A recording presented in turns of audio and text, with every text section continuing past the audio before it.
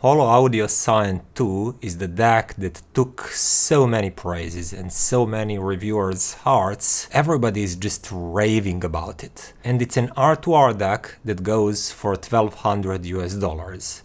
Not really cheap, but not super expensive though. And many are saying that it sounds on the level of much more expensive DACs. Today I'm going to check those claims and I'm going to compare it to Denafrips Ares 15, the latest model, and also Harmony Laiv DAC. But before we get to that comparison part, let's talk a bit about Holo Audio Cyan 2 itself. As I said, it's an R2R DAC, and it's a very Spartan DAC. First of all, it only has NOS mode, and it doesn't include preamp or display or digital filter selection, because no oversampling means no digital filters. There is no remote control either. It doesn't even have any buttons in front. So in the back, it's much more eventful.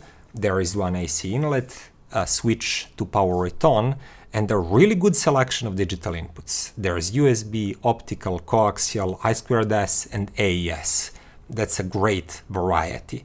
Analog outputs, RCA single-ended, balanced XLR, very normal and expected. And it's also a very well-made, very hefty, high-quality device.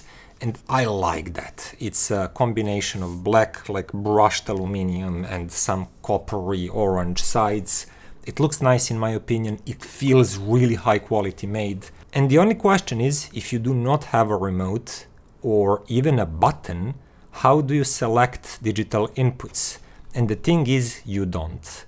Holo Audio decided that this DAC will do it for you, and it will select the active input with the signal coming on that input.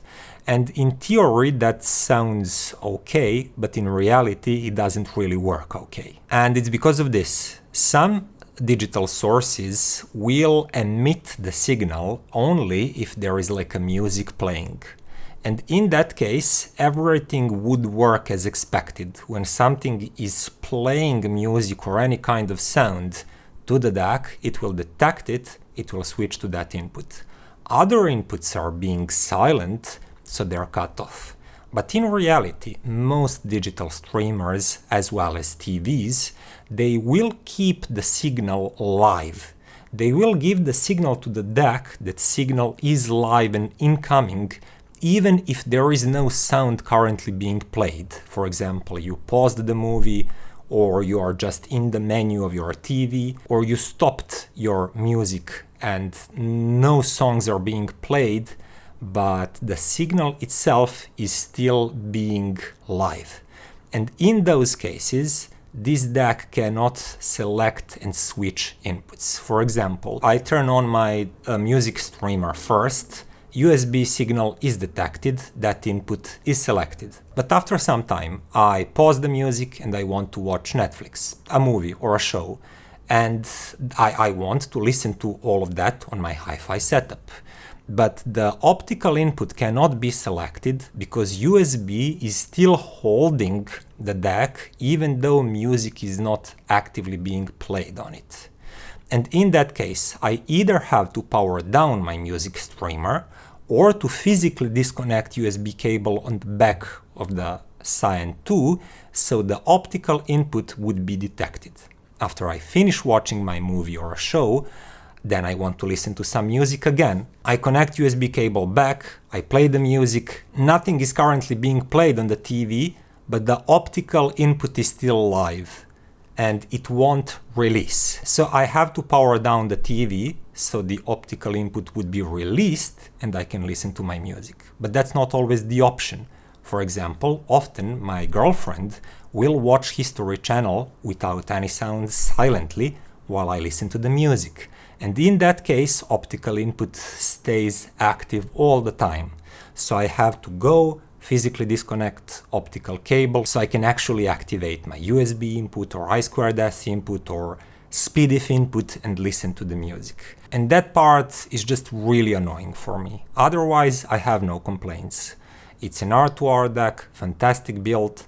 It has a basically separate PCM and DSD circuitry inside. It's a NOS DAC, as I said. You cannot oversample anything, but you can do it in software or hardware beforehand, before the DAC. We'll talk about that and what that means in the sound section. And it accepts insanely high PCM sample rates, I think to 1.5 megahertz on USB input, and I think up to DSD 1024. So it's a very highly equipped modern kind of DAC with that sort of inconvenience. That aside, let's talk about how it sounds. Long story short, Holo Audio Cyan 2 sounds fantastic. Starting with sound staging, it's what you would expect from a really great R2R. Soundstage is really big, and it's also very deep, and there is great sense of layering and pinpointing instruments inside of that soundstage. Some R2R DACs can develop really big, vast soundstage, but they do it in a more hazy, more diffused way. Holo Audio is not that kind of R2R DAC.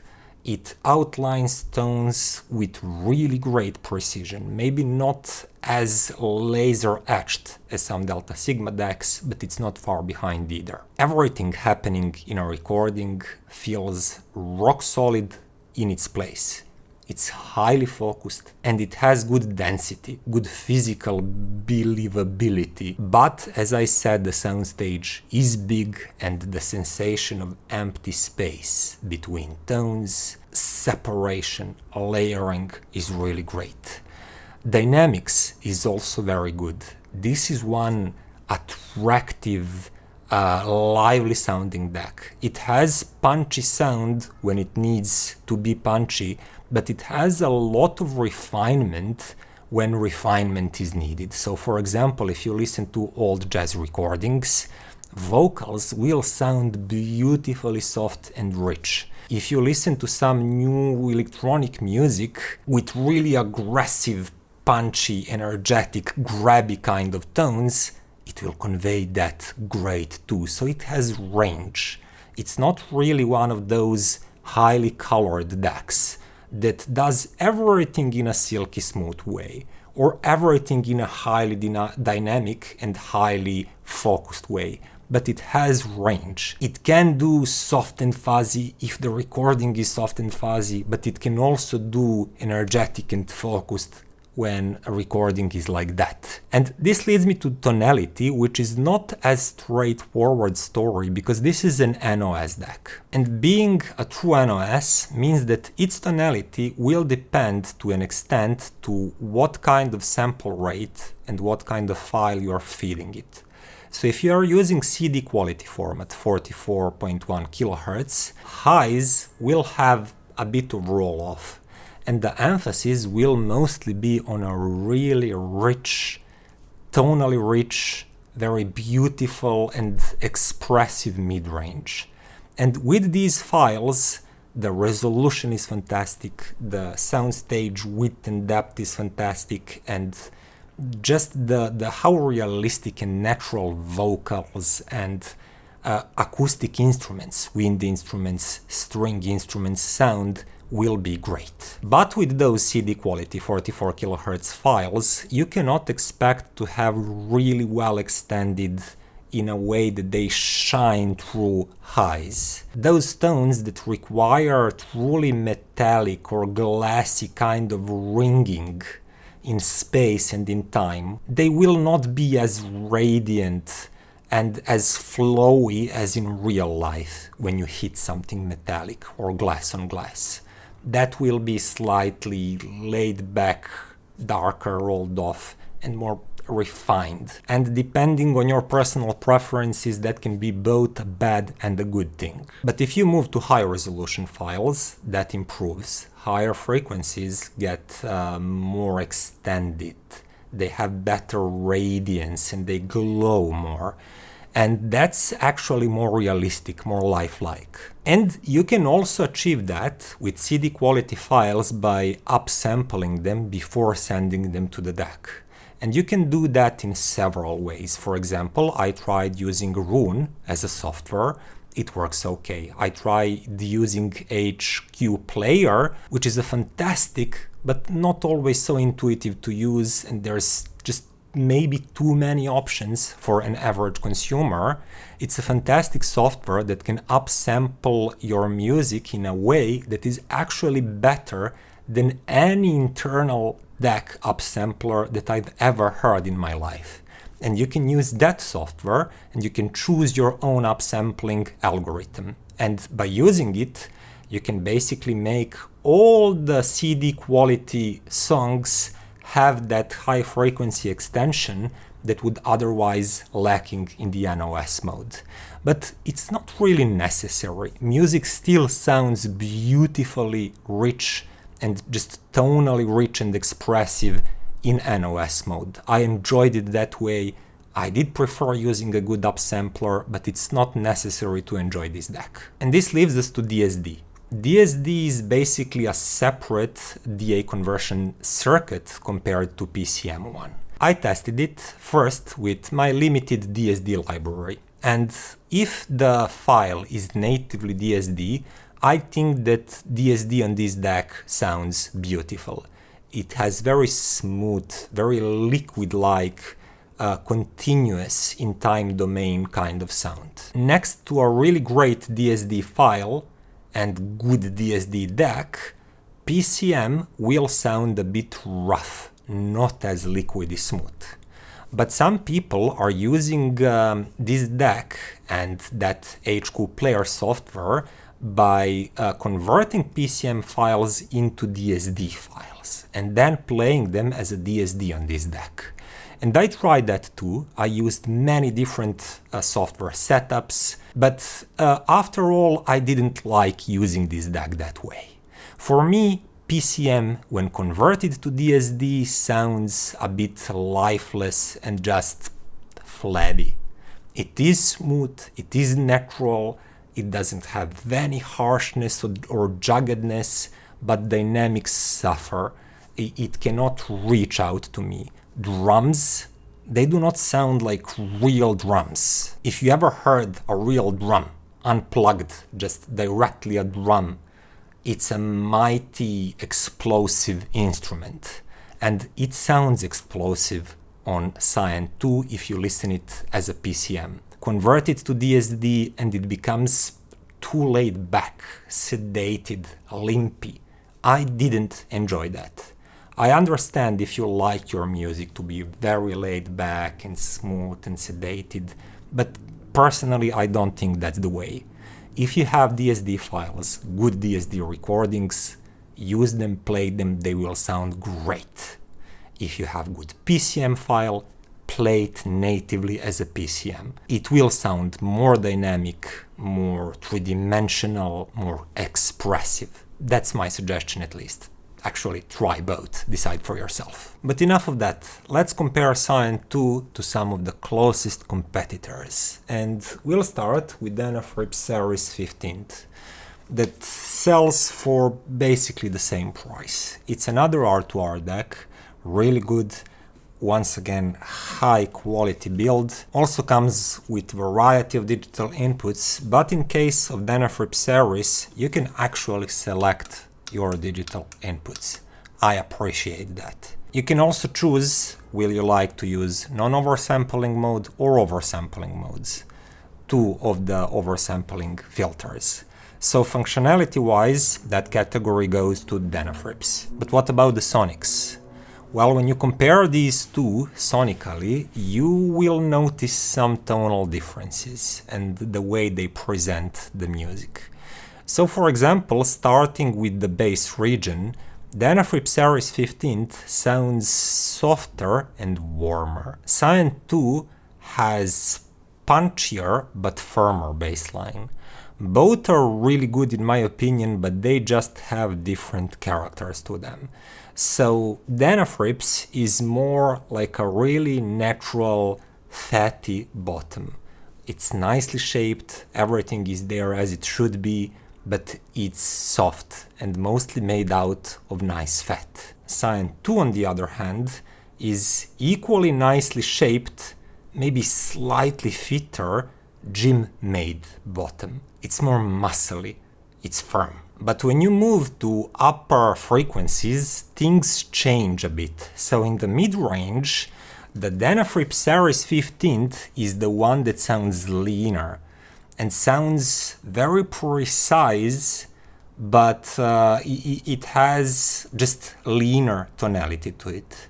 Holo Audio Cyan 2 is the one that has more tonal richness, more harmonic overtones, more inner tone texture. It just sounds richer in the mid-range. So vocals, wind instruments, things like this song, for example, sound more harmonically infused and textured with inner tone texturing, and just bigger and richer with Cyan 2, and very precise, clean, focused, also rich, don't get me wrong.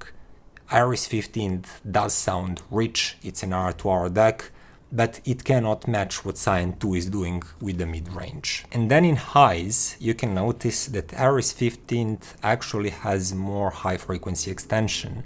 It has more of that zing, and it's not as rolled off. It's not rolled off at all, by the way, which Cyan 2 is. And if you like higher frequencies to be well extended and very precise, Ares 15 is doing that better. But when we move away from tonality and to sound staging, even though Ares 15 has a really big sound stage itself, Cyan 2 has bigger, wider, more enveloping around your speakers kind of soundstage.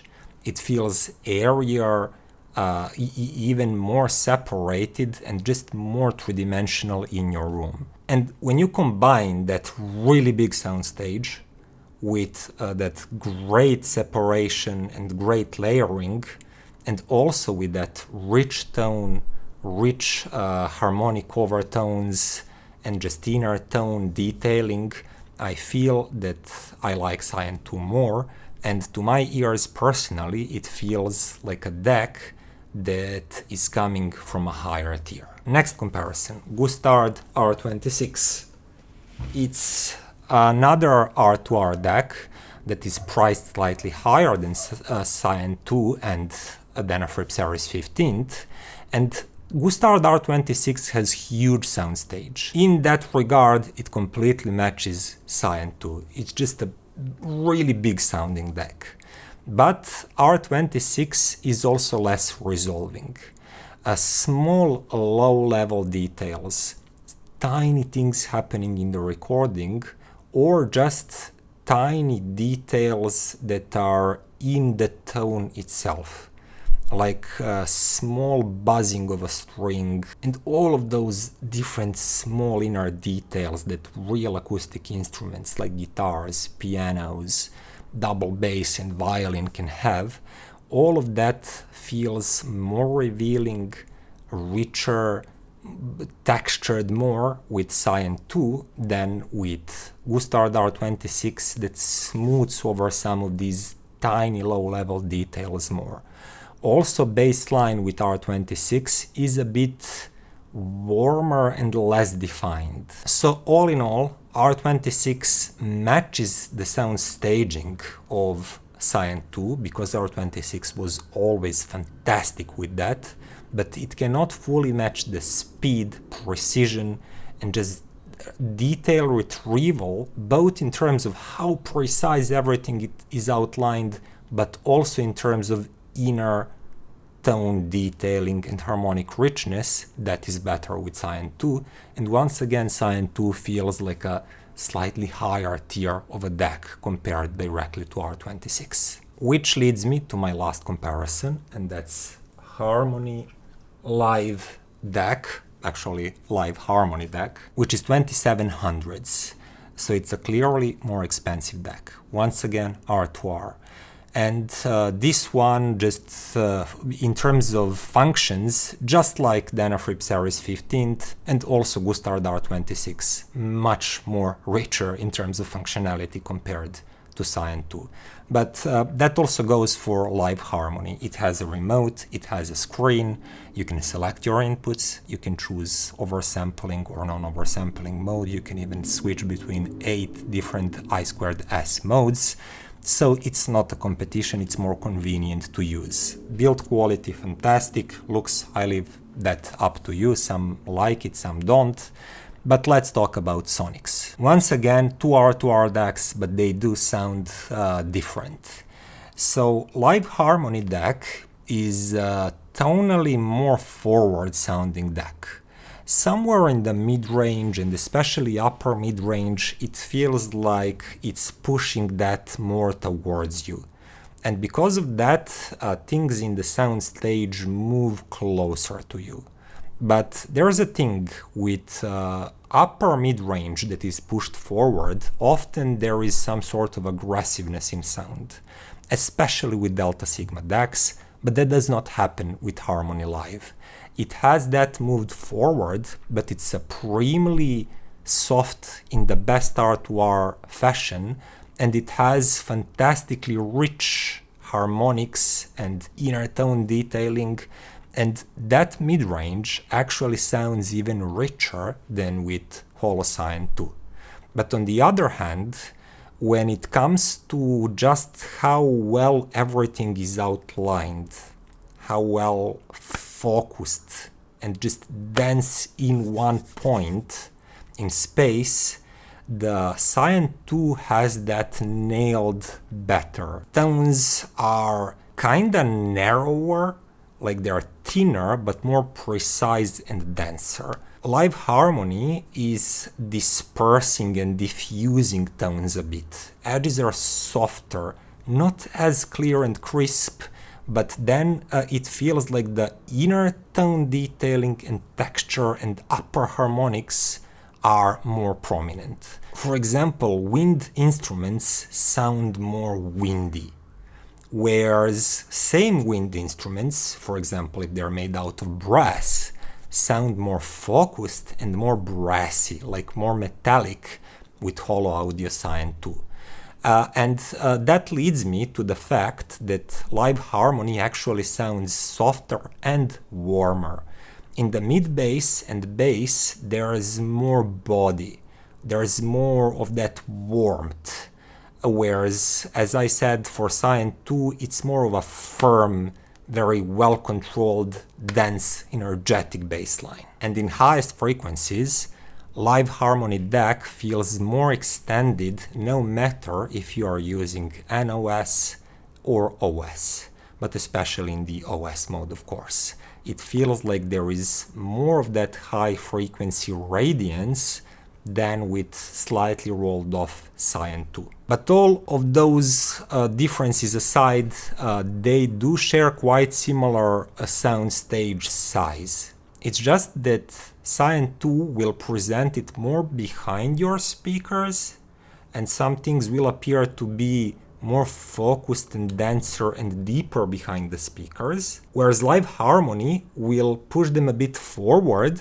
It will expand them to sound bigger, but the whole sound stage will also move a bit forward, and it will have more space towards you. And when you're comparing them directly, with Laiv Harmony actually sounding warmer and harmonically richer and a bit more diffused and less precise, it actually sounds more like what you would stereotypically expect from an R2R DAC. Whereas Cyan 2, in this particular comparison, it sounds more Delta Sigma-like. It has more precision and more focus and more sharpness, even though by itself it's not sharp DAC at all, and it's much richer sounding than your average Delta Sigma DAC. And using different digital sources, different inputs and cables, and of course the rest of the system, what is your amp and your speakers, you might prefer one or the other DAC. Of course, your personal taste plays a big role in that.